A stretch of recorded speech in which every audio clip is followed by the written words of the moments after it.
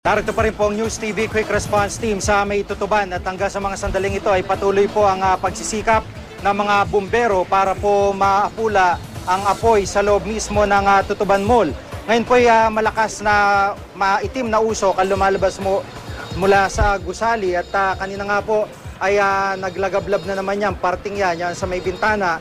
Pero nang bombahin po ng mga bumbero ay agad pong naging usok, malakas na usok at paliwanag po ni Chief Inspector Bonifacio Carta, yung pong mga tela, mga ibang gamit, mga paninda sa loob, yung po yung nasusunog at ang plano po nila ay yung mga natitirang hindi pa naabot ng apoy ay alisin po, mailabas yung ibang mga paninda nang sa gayon ay maubos po yung tinatawag na fuel para po doon sa sunog at doon sa apoy nang hindi na po lumaki pa o tumagal pang sunog na ito. Meron po ladder kanina na sinusubukang iangat at marahil yun po ay gagamitin doon sa mataas na bahagi po ng gusaling ito. Sa puntong ito, makakausap po natin si Ginoong Jesse Gado, isa po sa mga trabahador doon po sa mga tindahan ng laruan sa loob.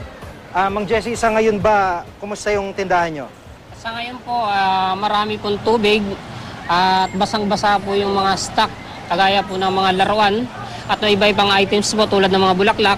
Ngayon po nakasit na po kami doon para sa mga pang-Christmas. Nabasa rin po yon. So paano hindi na mapapakinabangan nyo? Yun sa ganun po, bibilad po yon para mapakinabangan po ulit.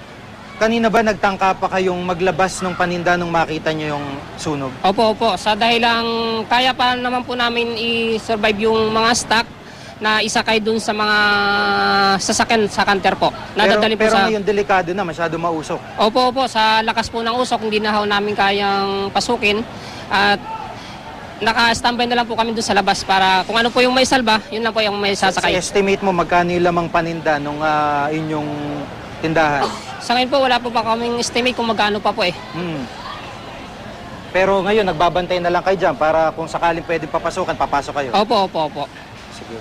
Maraming salamat, Jesse, at mag-ingat ka. Si Jesse Gado, isa po sa mga trabador sa mga tindahan dito sa loob po ng mismong nasusunog na Tutuban Mall.